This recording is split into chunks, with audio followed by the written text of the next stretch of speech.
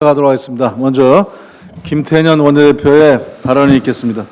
오늘 통일부 장관 후보자에 대한 인사청문회가 진행이 됩니다. 지금은 한반도 평화 프로세스 재가동을 위해 대화의 불씨를 살려야 할 때입니다.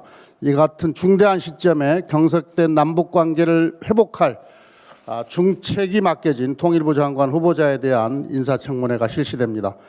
막중한 사명이 부여된 자리인 만큼 후보자의 정책적 비전과 실행력을 꼼꼼히 검증해야 합니다. 민주당은 이인영 후보자가 대담한 발상과 실행력으로 끊어진 남북의 대화를 잇고 교류와 협력을 활성화할 적임자라고 판단합니다. 그러나 야당은 후보자의 가족에 대한 신상털기식 의혹 제기로 청문회가 시작되기도 전에 그 의미를 퇴색시키고 있습니다. 미래통합당의 한반도 평화의 의미를 되새기고 후보자의 정책 검증에 집중하는 청문회로 만들어달라고 정중히 요청드립니다. 민주당은 남북의 신뢰회복과 남북교류 정상화를 위한 후보자의 의지와 구상을 검증하는 데 최선을 다하겠습니다.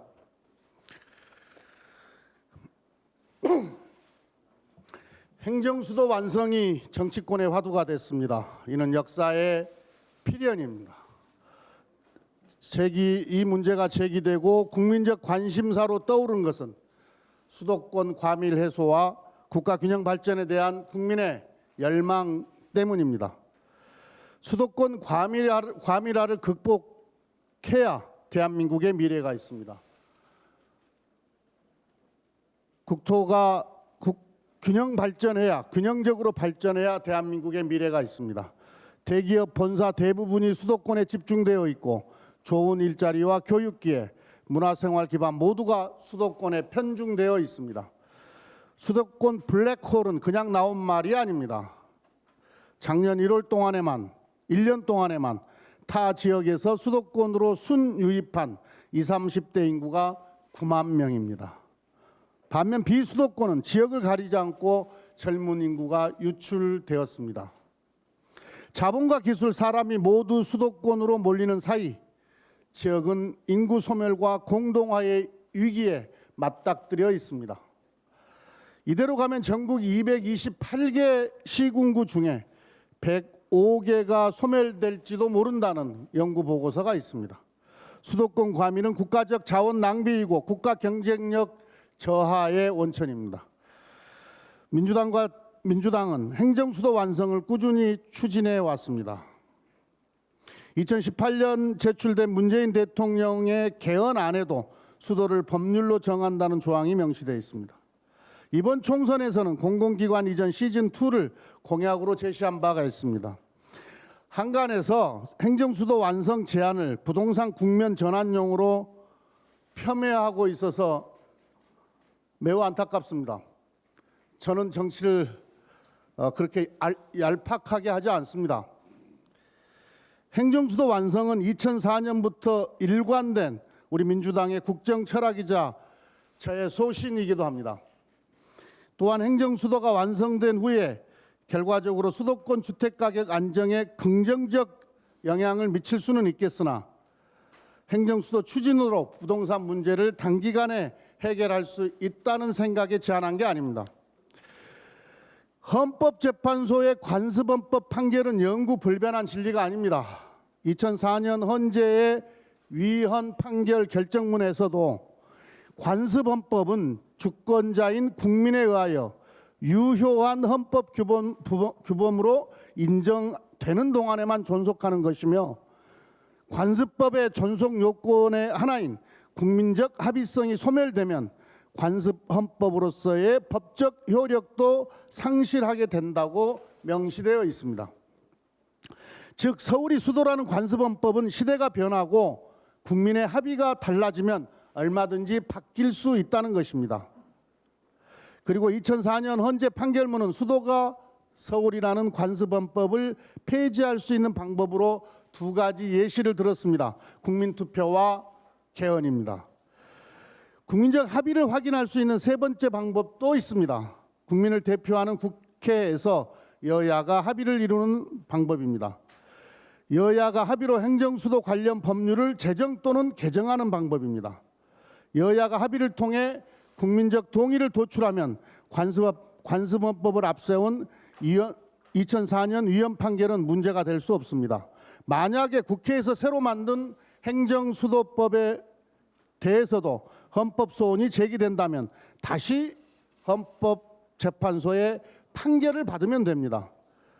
2004년과 2020년의 대한민국은 달라졌고 시대 변화에 따라 헌재의 판결도 충분히 달라질 수 있습니다.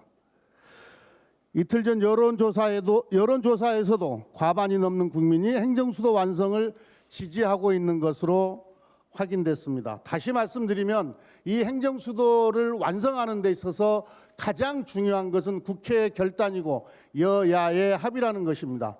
여야의 합의만 이루어진다면, 즉 국회가 결단만 한다면 행정수도를 완성할 방법은 가장 효율적이고 빠른 방법을 선택해서 진행하면 된다, 이 말씀을 드리는 겁니다. 미래통합당도 행정수도 완성 자체를 반대하지 않는 것으로 보입니다. 그렇다면 이제부터 여야가 머리를 맞대고 행정수도 완성을 위한 해법을 찾아야 합니다. 앞서 말씀드린 바와 같이 개헌, 국민투표, 그리고 여야 합의에 의한 법률체 개정에 세 가지 방법이 있습니다. 어떤 경우든 여야의 합의가 필수 조건입니다. 여야가 합의만 하면 국가적 수건 과제인 행정수도를 완성할 수 있습니다. 지금 시급한 것은 미래통합당과 야당이 제가 제안한 국회 행정수도 완성 특위 구성에 참여해서 구체적 논의를 시작하는 겁니다. 머뭇거릴 필요가 없습니다. 이유도 없습니다. 미래통합당과 야당의 국회 행정수도 완성 특위 구성과 참여를 다시 한번 촉구합니다. 2020년은 행정수도 완성의 원년이 되어야 합니다. 민주당은 여야 합의를 기반으로 행정수도 완성을 반드시 해내겠습니다. 행정수도 완성이 공론화된 이상 끝을 보겠습니다. 이를 위해 민주당은 원내에 행정수도 완성 추진 TF를 구성합니다. 원내대표를 역임하고 서울 출신의 사선 의원 우원식 의원을 단장으로 해서 행정수도 완성 추진 TF를 구성하고 운영하겠습니다. 시대가 변했고 국민의 의식도 바뀌었으며 15년간 행정도시를 추진하며 긍정적 효과와 부작용도 경험했습니다. 더 이상 관습원법의 논리에 얽매여 행정이원화에 따른 비효율과 낭비를 방치하며 국가 백년 대계의 중대사를 덮어놓고 있을 수 없습니다. 수도권 과밀 억제와 국가 균형 발전을 위한 야당의 결단을 요청드립니다. 이상입니다. 예, 다음은 조정식 정책위 의장의 발언이 있겠습니다.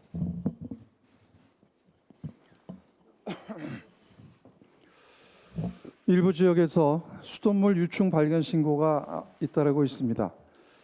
이에 따라 진행된 전국 49개 고도 정수 처리 시설에 대한 긴급 점검 결과 지금까지 모두 7곳의 정수장에서 소량의 유충이 확인됐습니다.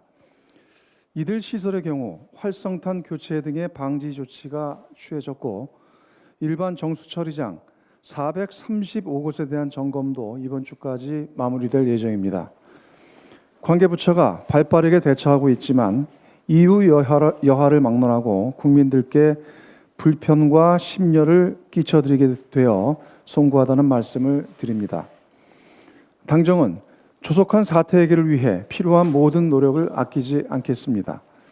가장 시급한 과제는 문제가 발생한 지역의 주민들께 생활용수를 안정적으로 공급하는 일입니다. 상황이 완전하게 해결될 때까지 급수 차량과 생수 등의 지원에 만전을 기하겠습니다. 아울러 사태 재발 방지를 위해 현재 한 달에 2~3회가량 실시하는 활성탄 역세척 주기를 단축하는 방안도 적극 검토할 것입니다. 정수시설에 대한 안전점검 강화 및 관련 인력 보강, 노후 옥내 급수관 교체 사업 추진 문제도 당정 간에 긴밀하게 협의하도록 하겠습니다. 특히 내년 예산에 수돗물 안전과 관련된 사업을 대폭 반영할 것입니다. 모든 국민들께 깨끗한 수돗물을 공급하는 것은 국가의 기본적 책무입니다. 더불어민주당과 정부는 돌다리도 두드려보는 자세로 안전한 수돗물 정책 수립에 최선을 다하겠습니다. 더불어민주당과 광역시도 간 예산정책협의회가 오늘 호남 지역을 끝으로 마무리됩니다. 더불어민주당은 지역의 예산 수요와 핵심 현안을 경청하기 위해 지난 2주 동안 권역별 예산정책협의회를 진행해 왔습니다. 특히 한국판 유딜의 원활한 추진을 위해서는 무엇보다 지역 경제의 활력 제고와 지역 맞춤형 뉴딜 전략 수립이 필요합니다.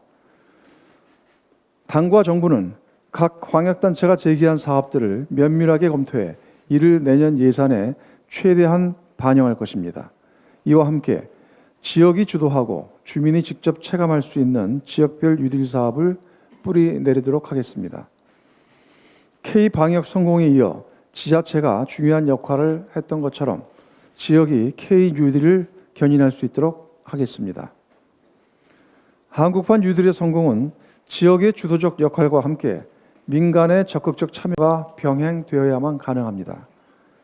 당정은 민간 부문이 선도하는 경제 제도약 실현을 위해 경제 현장에 다양한 의견을 경청하고 필요한 법 제도 개선을 신속하게 추진하겠습니다. 이 같은 연장선에서 당과 정부는 투자 활성화와 소비 활력 제고, 혁신 성장 지원, 포용 기반 확대 등을 핵심 목표로 하는 세제 개편안을 어제 발표했습니다. 이번 세법 개정안으로 고용과 투자에 새로운 활력을 불어넣는 것은 물론 한국판 뉴딜 전략도 보다 탄력을 받게 될 것입니다.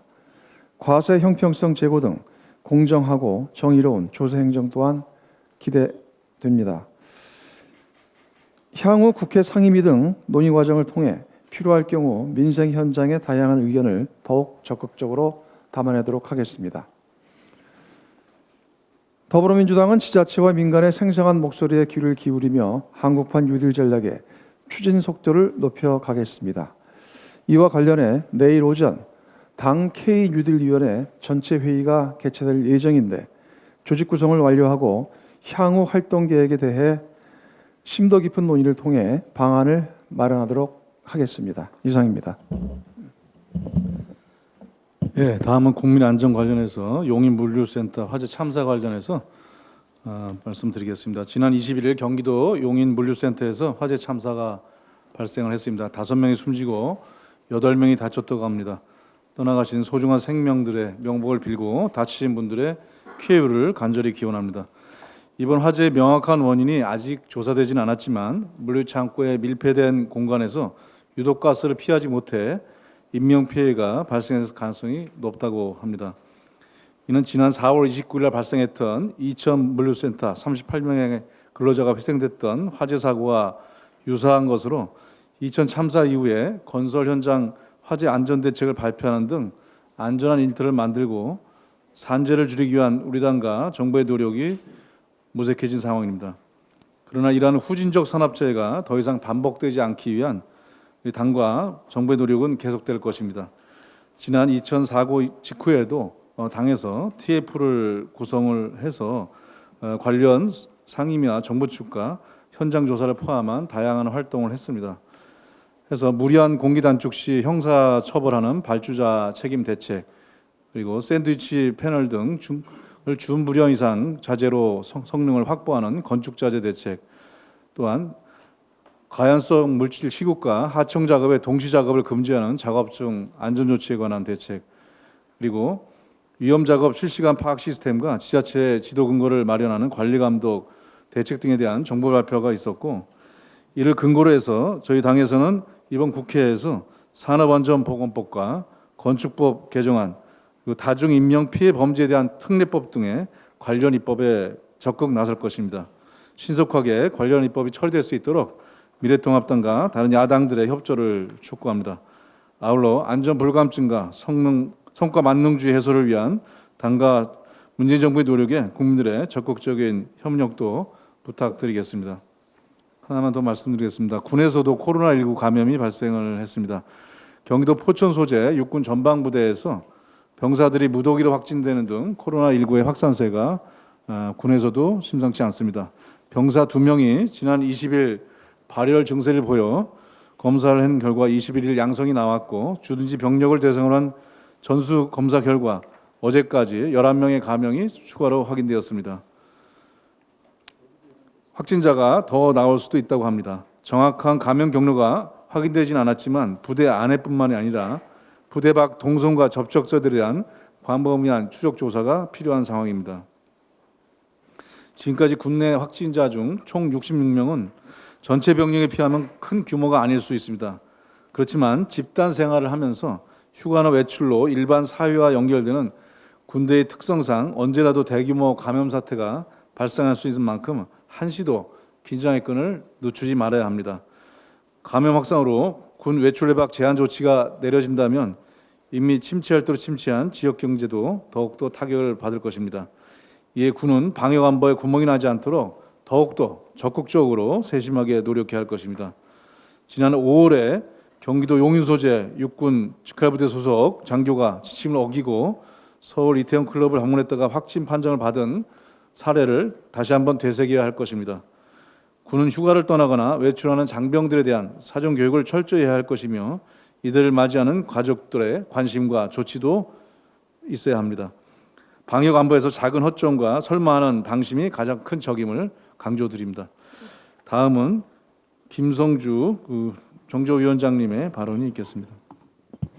예, 우리는 코로나19 사태를 겪으면서 공공의료가 얼마나 중요한지를 깨달았습니다. 그동안 돈이 안 되는 공공의료는 적자 운영이라는 따가운 눈총을 받아오다가 신종 감염병 사태를 맞아 국민의 생명과 안전을 지키는 소중한 것임을 경험한 것입니다. 또한 신종 감염병이 퍼지면서 갑자기 밀려드는 환자를 돌볼 전문 병원과 전문 의료 인력이 매우 부족하다는 것을 확인했습니다. 성공적이라는 평가를 받는 K-방역도 의료인들의 헌신이 없었다면 더 심각한 상황에 처할 수 있었습니다. 이제 더불어민주당과 정부는 국가가 나서서 취약한 공공의료를 강화하고 장기적으로 안정적인 필수 공공 지역 의료 인력을 양성하기 위해 공공의대를 설립하고 지역의사제를 새로 도입하고자 합니다. 먼저 국립공공의대를 설립합니다. 공공의대는 기존 의과대학과 달리 공공의료 전문 인력을 양성하는 일종의 의료사관학교입니다. 국립공공의대는 신속한 진행을 위해 남원 서남대 폐교에 따른 기존 정원 49명과 기존 부지를 활용하게 됩니다.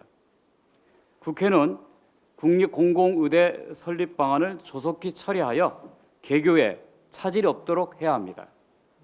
두 번째, 지역의사제를 도입합니다. 의대 졸업 후에 그 지역에 근무하는 비율은 38%에 불과합니다. 특히 울산은 9%, 경북은 10%, 전북은 25%입니다. 아예 서울 출신 학생이 지방의대에 입학하고 졸업한 후 다시 서울로 돌아가거나 큰 도시로 몰리기 때문입니다. 이제 지역에서 학교를 다니고 졸업 후 지역에서 활동하는 지역 의사를 양성하자는 것입니다. 세 번째, 의대 없는 지역은 의대 신설을 추진합니다. 네 번째, 의과학자를 양성합니다. 의대 나오면 모두 병원에서 일하는 것이 아니라 기초의과학 분야, 제약, 바이오, 산업 등 K-바이오 헬스 분야에서 일할 인력도 의대에서 양성하게 됩니다. 국립공공의대 설립과 지역의사제 도입에 대해서는 반대 의견도 있습니다. 현재 의사들에게 처우 잘해주면 필수 공공 지역으로 가는 것이지 굳이 별도의 의사를 양성할 필요가 있느냐고 반문합니다. 그러나 강남 성형외과 수준의 소득을 모든 의사들에게 보장해 줄 수는 없습니다. 국민의 생명을 지킨다는 사명감을 갖고 공공의료 필수 분야 지역에서 일할 의사를 국가가 나서서 양성하지 않고서는 해결할 수 없습니다. 국민의 생명을 구하는 응급, 외상, 심내혈관 질환 등 중증 환자와 감염병 의사, 전문 의사를 양성하자는 것입니다. 동네 개원 의사를 늘리자는 것이 아닙니다. 지역에 병원과 의사가 있어도 수술을 받지 못하는 상황을 개선하자는 것입니다. 지역 병원을 강화하고 질 높은 의료 서비스들을 모든 국민들에게 제공하자는 것입니다. 굳이 서울로 가지 않아도 지역에서 치료받을 수 있도록 하자는 것입니다. 신종 감염병에 대응하기 위해 역학조사관을 늘리고 감염병 전문 의사를 늘리겠다는 것입니다. 공공의대와 지역의사제 도입을 위해 오래 준비했고 많은 대화와 토론을 거쳤습니다. 코로나19 확산을 막고 2차 유행에 대비하며 치료자 백신을 신속히 개발 보급하고 시급하게 필요한 의료 인력 확보하기 위해 의료인의 처우를 개선하고 의료 전달 체계를 개선하기 위한 노력도 함께 기울여 갈 것입니다. 이번에는 사회적 갈등과 불필요한 논란 없이 오직 국민의 생명과 건강을 지키는 보건의료 제도를 제도로 만들어 보자고 하는 자세로 모든 정당과 이해관계자들이 임해 주셨으면 합니다. 아주 잘 해나가도록 하겠습니다. 감사합니다. 예, 다음은 허영 원내 부대표의 발언이 있겠습니다. 네, 한국판 뉴딜의 성공과 수도권 집중 개발에 따른 부동산 양극화 문제를 해결하기 위해서 강력한 국가 균형 발전 정책이 필요합니다. 대통령께서 계속 보존해야 된다고 밝히신 그린벨트 해제 논란은 수도권 집중 개발의 폐해를 단적으로 보여준 사례라고 봅니다. 또한 우리나라 인구 50% 이상, 상장회사 72%가 수도권에 몰려 있습니다. 대학과 대학병원, 일자리도 마찬가지입니다. 과밀화된 수도권은 집값, 미세먼지, 교통난에 시달리고 청년들이 떠난 지방은 읍면동의 40%가 30년 내 소멸될 것으로 예고되고 있습니다. 노무현 정부의 강력한 국가균형 발전 정책인 세종시와 혁신도시가 조성되던 때에 수도권 인구 집중이 둔화했다는 사실은 시사한 바가 큽니다. 특단의 국가균형 발전 정책이 수립되고 시행되지 않는다면 수도권과 지방은 공멸할 수 있습니다. 그러므로 한국판 뉴딜은 수도권 중심에서 지역 중심으로 국가 발전 정책의 기본 틀을 바꾸는 것에서 시작되어야 합니다. 사업 성과, 일자리 창출 능력이 높은 지역 주도형 뉴딜 사업을 적극 발굴하고 추진해서 균형 발전의 마중물이 될 수 있도록 해야 합니다. 국회와 청와대 세종시 이전도 속도감 있게 추진해야 합니다. 기존 혁신도시 이외에도 산, 학, 연이 긴밀하게 협력할 수 있는 혁신 여건과 수준 높은 주거, 교육, 문화 등 정주 환경이 갖춘 지역에 신산업 생태계를 주도할 수 있는 공공기관의 추가 이전 및 전략적인 배치가 필요합니다. 또한 수도권에 집중된 민간 기업의 지방 이전을 촉진할 수 있는 강력한 유인책도 마련해야 합니다. 아울러 수도권 부동산 안정을 위해 공공이 주도하는 재건축 재개발을 검토할 필요가 있습니다. 또한 수도권과 서울 인근의 노후 산단을 고밀도 첨단화하고 유유부지는 주택 공급을 위한 용도로 사용한다면 수도권 주택 공급도 차질 없이 이루어질 것입니다.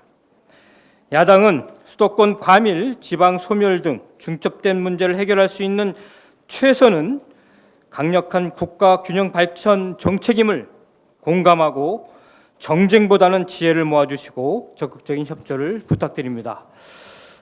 다른 하나의 문제로 앞서 지적을 해주셨지만 용인 물류센터 화재 사고 문제 때문에 우리는 2017년 제천, 2018년 밀양 화재에서 대형 인명 피해가 발생함에 따라서 범정부 화재 안전 특별 TF까지 구성되어 종합적인 화재 안전 대책을 마련한 바 있습니다. 하지만 국토부의 화재 안전 성능 보강 지원 사업을 통해 책정된 예산은 터무니없이 낮게 책정되어 있습니다. 20년 384개 동에 51.2억 원 정도 책정되어 있습니다. 그마저도 지자체와 민감이 부담을 느낄 수 있는 지원 조건입니다. 각각 3분의 1씩 부담을 해야 됩니다. 사원 시청과 예산 집행 자체가 저조한 상황입니다. 결국 수많은 대책을 내놓아도 현장에 제대로 반영되지 않는 현실이 반복되고 있습니다. 정부는 지난 대처들을 다시금 철저히 점검하고 보다 실효성 있는 정책으로 이러한 후진적인 산업재해를 근절해 나갔으면 좋겠습니다. 이상입니다. 감사합니다. 예, 이상으로 공개 발언 순서를 마치고 회의를 비공개로 전환하겠습니다.